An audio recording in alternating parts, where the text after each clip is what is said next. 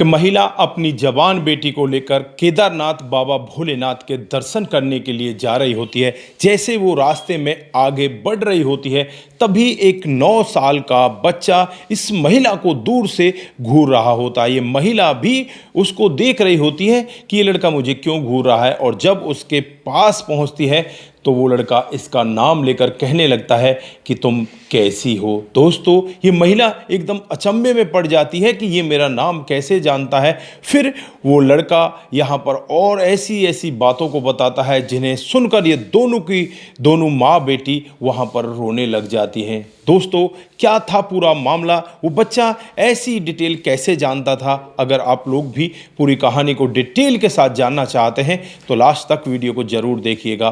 दोस्तों, बहुत ही इंटरेस्टिंग आज की कहानी होने वाली है। नमस्कार, जय हिंद। आप देख रहे हैं APH न्यूज़ राहुल रावत के साथ। दोस्तों, आज की जो हकीकत की घटना आप लोगों को बताने जा रहा हूं, ये हैदराबाद की हकीकत की घटना है। यहाँ पर एक परिवार, जिसमें परिवार का मुखिया होता है विनय, उसकी पत्नी का नाम ज्योति, उनकी एक 13 साल की बेटी होती है जिसका नाम संध्या होता है। माता पिता भी होते हैं। घर परिवार में किसी प्रकार की कोई कमी नहीं होती, धन दौलत भरपूर होता है। दोस्तों, अब ये जून की छुट्टियों में घूमने के लिए विदेश जाना चाहते हैं, लेकिन यहाँ पर जो इसकी माँ होती है वो कहने लगती है कि बेटा, मैं पता नहीं कितने दिनों की मेहमान हूँ, मेरी एक इच्छा है, अगर तुम्हारा मन करे तो मुझे केदारनाथ बाबा भोलेनाथ के दर्शन करा दो। दोस्तों, बेटा भी कहता है कि माँ जी, आपने कहा है, अब आपको सारे तीर्थों के दर्शन कराऊंगा, मैं आपको टेंशन मत लो, मैं आपके लिए कुछ भी कर सकता हूँ, आप मेरी माँ हो, मेरी परमात्मा हो। दोस्तों, उसके बाद होता भी कुछ ऐसा ही है। जून 2013 का वो महीना होता है जब ये अपनी बूढ़ी माँ, बेटी और पत्नी को लेकर सीधे केदारनाथ पहुंच जाता है, और वहाँ जाकर बड़े आराम से ये लोग बाबा भोलेनाथ के दर्शन करते हैं। और जब वापस नीचे उतर कर आ रहे होते हैं, तभी वहाँ पर थोड़ा सा मौसम खराब हो जाता है। ये मामला 16 जून 2013 का होता है। बादल होने लगते हैं, बारिश का सा मौसम होने लगता है। अब यहाँ पर पति विनय को कुछ ऐसा महसूस होता है कि यार, अभी यहाँ पर कुछ भी हो सकता है, यहाँ से अब आगे ना बढ़ा जाए और हमें यहीं पर एक होटल ले लेना चाहिए। वहीं ऊंचाई पर एक होटल ले लिया जाता है और उस होटल में सभी के सभी लोग बैठ जाते हैं। लेकिन तभी माँ के पैरों में दर्द बहुत तेज़ी के साथ होने लगता है। तो माँ कहने लगती है, बेटा, मेरे पैरों में दर्द हो रहा है। बेटा कहता है कि माँ, आप यहीं पर रुकिए, मैं नीचे स्टोर से जाकर दवाई ले आता हूँ। जो स्टोर होता है वहाँ से लगभग 1 किलोमीटर नीचे होता है, और होटल वालों की ही वो एक स्कूटी लेता है। स्कूटी लेकर वहाँ से वो नीचे की तरफ जाने लगता है। दोस्तों, जैसे ही वो केमिस्ट के पास पहुँचता है, केमिस्ट से कहता है कि भाई, ये दवाई मुझे दे दीजिए। केमिस्ट दवाई निकाल कर ले आता है और इसके हाथ में थमा देता है।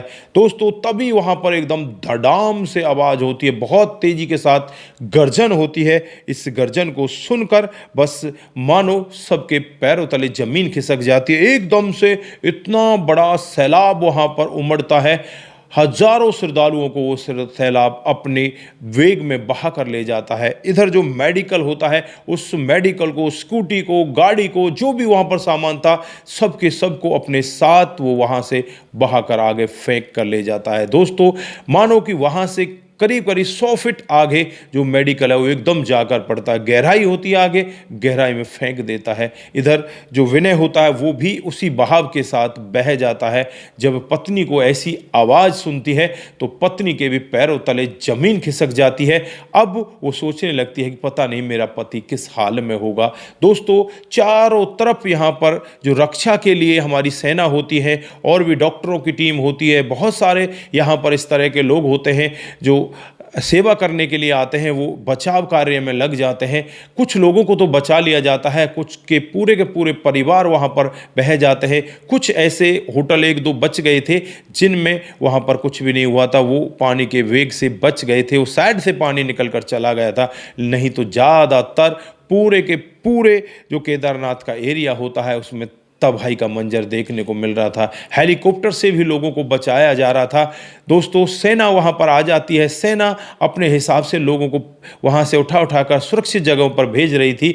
अब यहाँ पर इस परिवार को भी सेना ले जाने लगती है, लेकिन जो पत्नी होती है ज्योति, वो वहीं पर रुक जाती है और रुक कर कहने लगती है कि मैं अब नीचे नहीं जा सकती, मुझे मेरे पति के पास जाना है और मैं अपने पति के बगैर नहीं जा सकती। दोस्तों, यहाँ पर काफ़ी उसे समझाया जाता है। समझाने के बाद वो चली जाती है और फिर कुछ दिन के बाद उसे पता चलता है कि उसका पति इस जहां में नहीं है, वो मर चुका है। दोस्तों, अब तो संध्या के मानो सब कुछ ही लुट चुका है। संध्या बेटी है और जो ज्योति है वो माँ है। ज्योति का मतलब सब कुछ ही लुट चुका है और ज्योति अपनी उस 13 साल की बेटी संध्या को लेकर वहां से सीधे अपनी माँ के साथ घर पर पहुंच जाती है और वहीं पर धीरे धीरे करके एडजस्ट करने लगती। समय बीतता रहता है। समय के हिसाब से जो बेटी है संध्या, वो भी बड़ी होने लगती है। 2023 का समय आ जाता है, यानी कि 10 साल उस वाक़या को बीत जाते हैं। संध्या भी 23 साल की हो जाती है। कॉलेज में पढ़ा करती है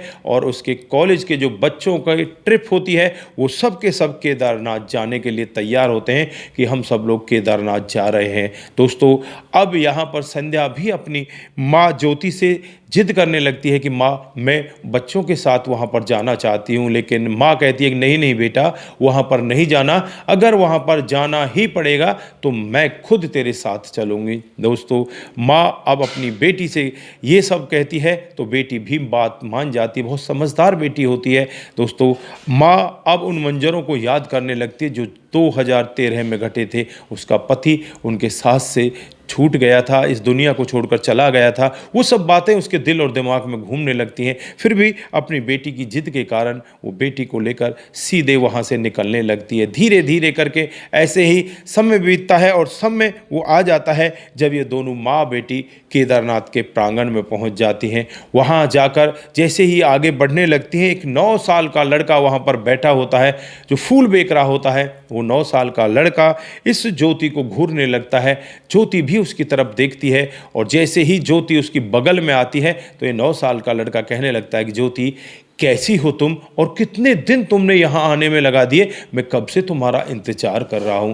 दोस्तों, ऐसी छोटे से बच्चे की बातों को सुनकर ये ज्योति भी यहाँ पर अपने आप सोचने लगती है कि यार ये हो क्या रहा है। ज्योति फिर यहाँ पर कहने लगती है कि भाई तुम हो कौन और इतने से छोटे बच्चे तुम मेरे नाम को कैसे जानते हो, क्या हो तुम, किस तरह से मुझसे ऐसे कह रहे हो। तो यहाँ पर वो बच्चा कहता है कि मेरा पहले तो नाम मत लो, मैं यहाँ पर आपका पति हूँ और मैं एक कोई छोटा सा बच्चा नहीं हूँ। आपने भूल गई, आपका पति विनय, मैं विनय ही हूँ। दोस्तों, अब ज्योति और ज्योति की बेटी संध्या दोनों के दोनों वहाँ पर ऐसे देखने लगती हैं कि मानो हो क्या रहा है।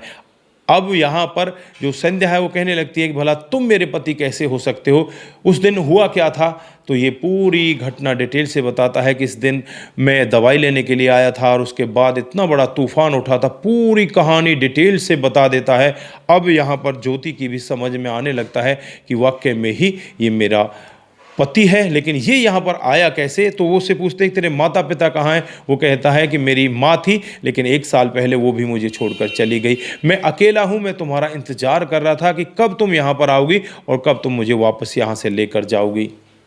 दोस्तों, अब ज्योति उससे और भी कई तरीके की बातें पूछने लगती है कि हमारा घर कहाँ पर है। वो पूरी डिटेल बताता है कि हैदराबाद में हमारा घर है, इस कोने में किचन है, आगे लैट्रिन बाथरूम है, ऐसा हमारा घर बना हुआ है और ये मेरी बेटी है, मेरे माता पिता भी। मतलब पूरी कहानी इस तरह से बताता है कि ज्योति वहीं बैठकर रोने लग जाती है। कहने लगती है कि हे भोलेनाथ, आपने मुझे किस धर्म संकट में लाकर खड़ा कर दिया है। अब तक मैं इस वियोग में थी कि मेरा पति इस दुनिया को छोड़कर चला गया। अब ये 9 साल का बच्चा मुझसे कह रहा है कि मैं तेरा पति हूँ। भगवान, मैं क्या करूँ, ये कैसे हो सकता है, कैसे सत्य हो सकता है। तो यहाँ पर जो लड़का है वो कहने लगता है कि आपको ज़्यादा कुछ ढूंढने की और खंगालने की ज़रूरत नहीं है, ये सब भोलेनाथ की कृपा है। भोलेनाथ ने ही हम दोनों को वापस मिला दिया है। अब तुम हमें अपने साथ लेकर चलो। दोस्तों, यहाँ पर जो बेटी होती है उसके सर पर ये लड़का हाथ फेरता है। बेटी हालांकि 23 साल की होती है, ये खुद 9 साल का होता है। 9 साल का लड़का 23 साल की बेटी के सर पर हाथ फेर कर कहता है कि बेटी तुम कैसी हो संध्या। तो यहाँ पर वो बेटी भी अचंभा मानती है कि ये 9 साल का बच्चा ऐसे कैसे कह रहा है। लेकिन यहाँ पर माँ को विश्वास हो गया तो बेटी को भी विश्वास करना पड़ता है। बेटी से भी वो कुछ ऐसी बातें कहता है जो पिता और बेटी के बीच में ही हुई थी। अब यहाँ पर बेटी की भी समझ में आ जाता है कि वाकई में ही मेरे पिताजी का पुनर्जन्म हुआ है और पुनर्जन्म के बाद ये लोग हमें यहाँ पर मिले हैं। तो दोस्तों, उसके बाद ये खबर उड़ती उड़ती मीडिया में पहुँच जाती है और मीडिया कर्मी इस लड़के का इंटरव्यू भी लेते हैं। और यहाँ पर आकर जब पूरी बात लोगों के सामने रखी जाती है तो ज़्यादातर लोग तो विश्वास कर रहे थे, लेकिन कुछ लोग ये कह रहे थे कि यार ये तो फालतू का ड्रामा है, ऐसा भला कैसे हो सकता है। ये बात मैं आपके ऊपर छोड़ता हूं, आप यहां पर किस तरह से विश्वास करते हो? क्या पुनर्जन्म होता है या नहीं होता है? आप अपनी राय खुद यहां पर लिख कर जाएं। अगर आपके आसपास कहीं पर कोई पुनर्जन्म की ऐसी घटना हुई है तो वो भी आप हमारे साथ में साझा कर सकते हैं। दोस्तों, आप लोग इसी तरह से हमें देखते रहें और हमारी कहानियों से कुछ ना कुछ सीख कर जरूर चाहें, क्योंकि हम ये कहानियाँ आपको कुछ ना कुछ सिखाने और बताने के लिए लेकर आते हैं। अगर आप लोग हमारी कहानियों से कुछ सीखते हैं, कुछ आपको उनसे मोटिवेशन मिलता है, कुछ मज़ा आता है, तो आप हमारी कहानियों को दूसरों के साथ भी ज़रूर साझा करके जाएं। आज के लिए बस इतना ही, फिर मिलते हैं किसी नए मोड़ के साथ। तब तक के लिए आप अपना ख्याल रखें, परिवार का ख्याल रखें, सतर्क रहें, सावधान रहें, रिश्तों की अहमियत को जरूर समझें। नमस्कार, जय हिंद, जय भारत।